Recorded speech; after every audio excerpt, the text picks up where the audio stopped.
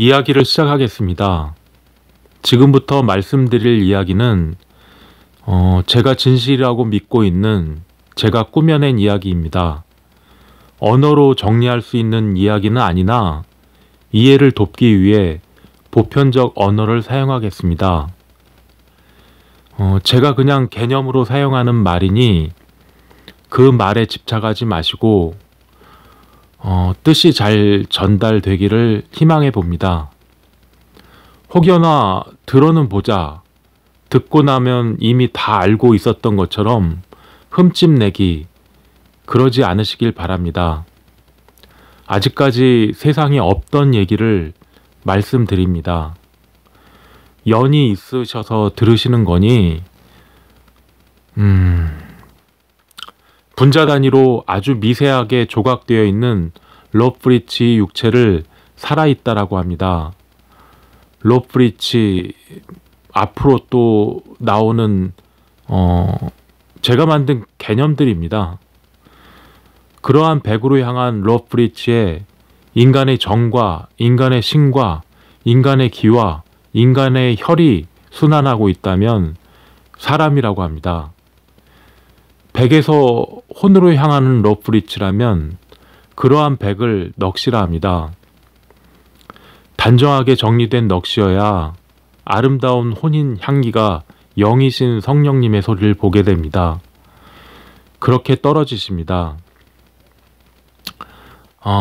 그건 그거고 몸을 잃고 죽으면 누군가 친절하게 나타나서 인도해 주지 않습니다.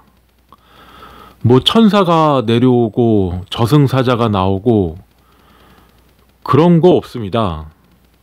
그렇게 나 하나 죽었다고 우주 전체가 요동치지 않습니다. 더 자연스러운 상태로 돌아가는 겁니다. 정성을 보이시면 죽으면 어떻게 처신해야 할지를 연습해 드립니다. 살아서는 왜 복수해야 하는지 정성을 보태 드리겠습니다.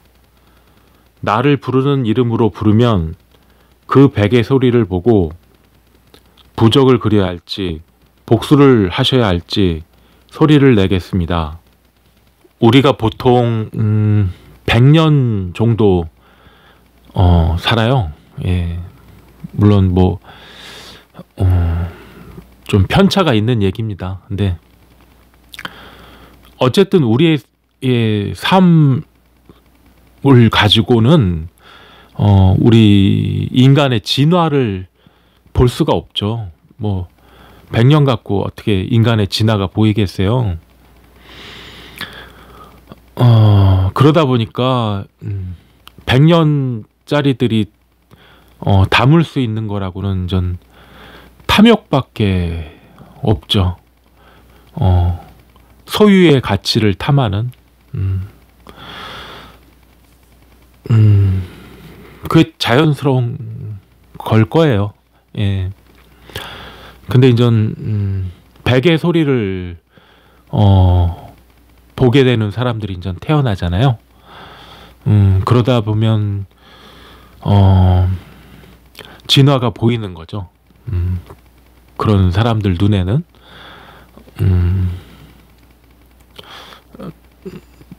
그걸 뭐 놀랍다고 할 수도 있을래나?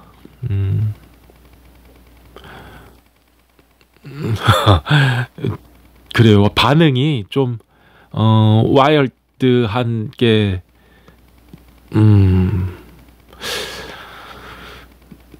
그런 행동도 할 수가 있죠. 예. 근데 전 백의 소리를 보다 보면 진화라고 하기도 하고 무심함의 본질이라고도 할 수 있는 그런 것들이 보여요. 네. 그 중에 하나가 세례 같아요. 예. 사실 구약 성서 이렇게 보면 그런 게 등장하지 않잖아요. 예.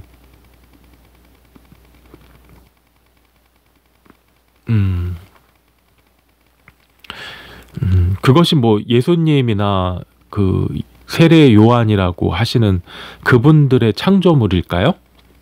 예. 사실 세례라는 건 받는 게 아니라 찾는 겁니다. 예. 근데 참 인간이 사악하게도 세례를 자기가 준다고 생각하는 사람들이 있어요. 그리고 세례를 받는다고 생각하는 노예들이 있고요. 예. 그런 생각들이 참 악한 것 같아요. 감히 자기가 뭔데 세례를 줘요? 그래서 세례라는 말 대신에 전 그거를 고대언어로 그 당시 밥티즈마라고 했대요. 그래서 개념을 그것도 한때 막 생각해보고 만들어 보기도 했었는데 세례는 받는 게 아닙니다. 찾아야죠, 본인이. 하나님은 우주를 세우시고 사라져 버리셨어요. 그렇게 하나님은 세상으로 변해버리셨고, 그래서 그 무심함이 본질인 관계를 우리는 찾아야 돼요. 거기서 우리는 하나님을 만나는 거예요. 아까 제가 100년짜리들은 소유하는 가치만 탐한다고 그랬잖아요.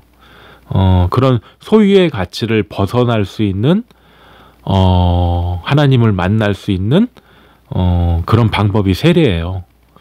물론 그 무심함의 본질이 단어를 바꿔갖고 여러 개로 우리가 네이밍을 할 수가 있죠. 근데 어쨌든 무심함의 본질은 그렇게 우리에게 오는 거예요. 세례는 받는 게 아닙니다. 찾으셔야 되는 거예요. 그런 말이 저도 들은 말이라 예수의 가면을 쓰고 악을 행할 때 가장 즐겁고 대담하게 악을 행할 수 있대요.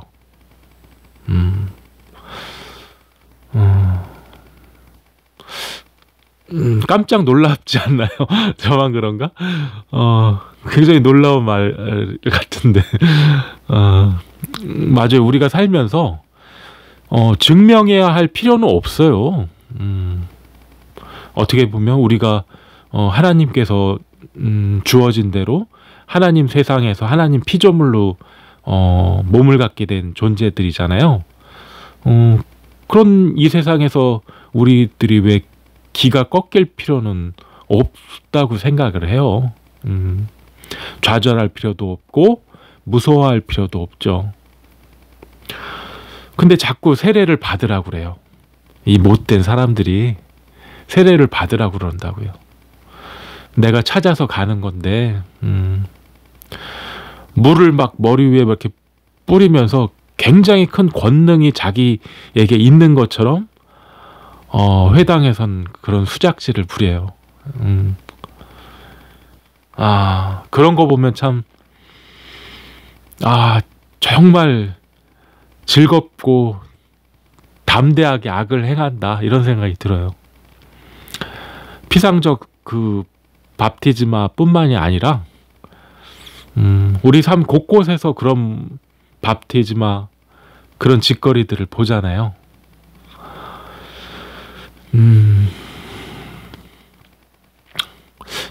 무섭게 막 겁을 주려고 하는 것 같아요. 그리고 일부러 좌절시키려고 하는 목적인 것 같고. 근데 이제 좌절감이란 그래요. 그게 오래 가면 인간이 견딜 수가 없죠. 바로 어떤 즉각적인 만족감을 주는 이벤트를 찾아요. 그게 본능이에요, 우리. 그러면서 변명하죠. 우리를 좌절시키려는 자들 또한 좌절로 끝나기를 바라지 않아요. 좌절감으로 우리가 두려워하고 자기들에게 변명하기를, 그 소리를 듣고 싶어 하는 거죠. 우리는 단지 그들이 제공하는 이벤트에 우리의 그렇죠.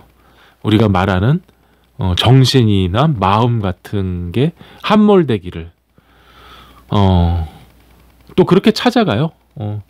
내게 만족감을 주는 그들이 제공하는 이벤트를. 어쩔 수 없다고 대개들 말하면서 지나가요. 뭐 그런 어떤 잔인성, 야만성을 느끼더라도 우리 엄마가, 우리 형제가 뭐 다들 회당 가서 그러고 있는데 내가 거기서 무슨 말을 할 수 있겠어요?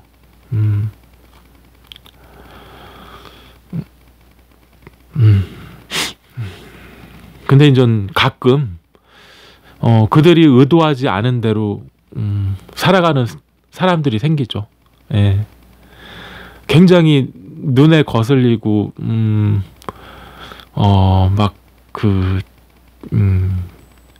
험한 짓을 하려고 들 수도 있겠네요, 진짜. 야만성이 항상 잠재돼 있으니까요. 뭐 참 그래요. 그게 비겁하게 어린 아이들한테 야만의 짓거리를 하는 사람도 꽤 있어요. 아니면 자기보다 약하게 생각하는 그런 사람들에게 자신의 그 야만성을 풀고 싶어 하는 것 같아요. 해소하고 싶다고나 할까? 저 인간 약해 보이네? 아니면 뒤탈 없겠네? 하면 별 야만 짓거리들이 다 생겨요. 예. 저도 당했었고, 많은 사람들이 경험했을 거라고 봐요. 그리고 잊혀지겠죠? 예. 그리고 가해자는 없어지고,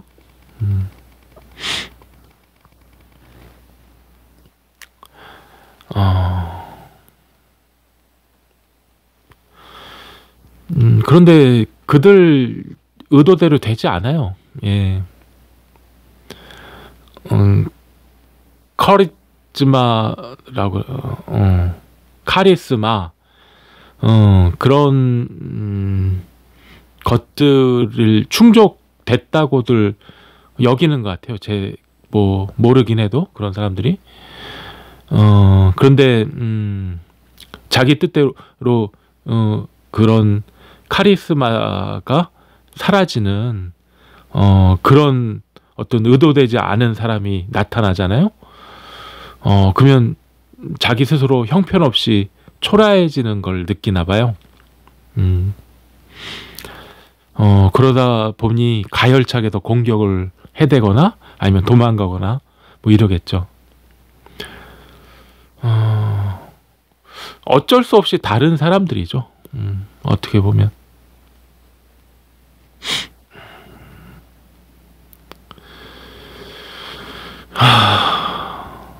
그래요. 참 너무 즐겁게 악을 행하죠.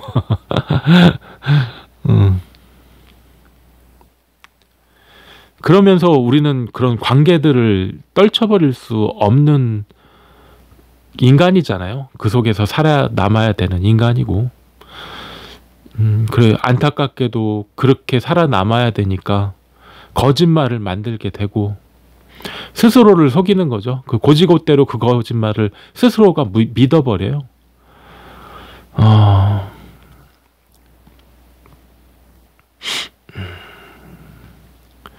그렇게 서둘러 이렇게 본인이 뭐 터부시까지는 아니더라도 배제당하는 게 두려운 거겠죠. 그래도 어쩔 수 없다. 뭐 그렇게 그런 게 다 살맞은 건데 그렇게 지나치고 나면 복수의 기회가 지나간 거잖아요. 참 허탈해요. 그런 마음이 들 때.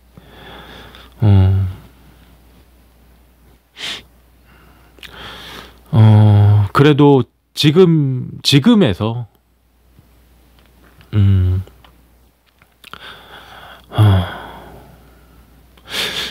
화가 나고 두려운 일을 하다 보면, 그거를 부닥치다 보면 두려움이 사라져요.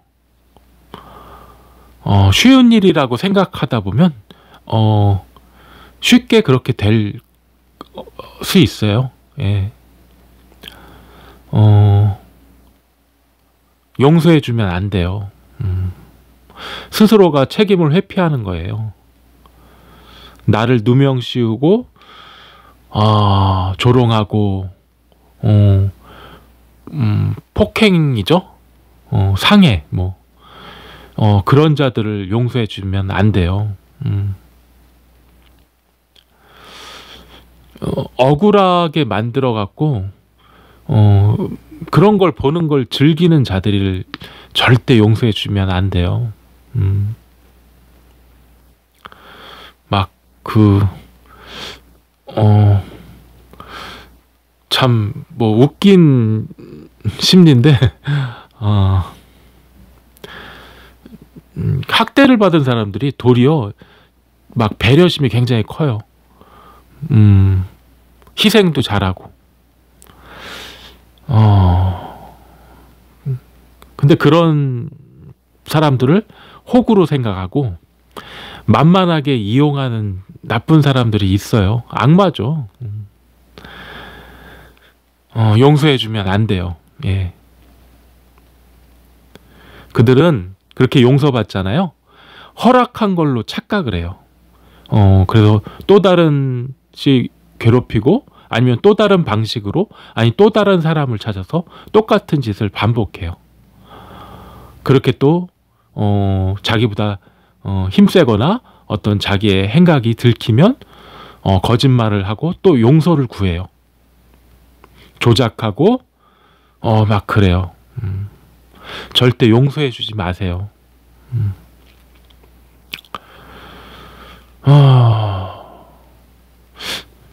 여자분들이 더 많을까 그런 거? 저는 삼각관계 그런 거 일부러 만드는 사람들을 몇 번 봤어요. 아주 사악해요. 예. 진정성이나 진실성이 없으면 그 가치가 없는 거예요. 그 사람이 어떤 말을 하건 어떤 걸 다짐하건 그런 거에 속으면 안 돼요. 괜히 경쟁 분위기 조성해서 더더욱 착취하고 그걸 즐기는 자들이에요. 용서해주면 안 돼요. 뭐 자본주의 사회니까 또 이런 것도 많죠. 뭐 생계 불안을 일부러 만들어요. 자기가 데리고 일하는 사람 최저임금 그거 심지어는 그 이하로 주면서 최저임금을 뭐 10년 20년 막 그것만 주고 부려먹는 사람들이 있어요. 정말 사악한 사람들이에요. 예. 그 사람들이 자기가 이제 돈줄을 쥐고 있다고 생각해서 안절부절 못하는 꼴이나 굴종하는 그 모습이나 의존하는 그게 이제 자기 나름대로 가스라이팅을 했고 그 사람은 당했으니까 당연한 거로 생각하고 막 그래요. 그런 자들 용서해주면 안 돼요. 더더욱 우리가 용서하면 안 되는 사람들이 다시 한번 말씀드리자면 예수의 가면을 쓰고 악을 행해요. 그러면서 즐겁고 대담하게 악을 행해요. 이런 자들 정말 용서해주면 안 돼요. 원수를 사랑하라고 그러셨잖아요. 또 칼을 주러 왔노라 하셨잖아요. 사랑하는 사람은 그렇죠. 원수도 사랑하는 사람이 될 수 있죠. 하지만 용서해주면 안 돼요. 우리 꼭 복수해야 돼요. 그들에게 꼭 가르침을 줘야 돼요.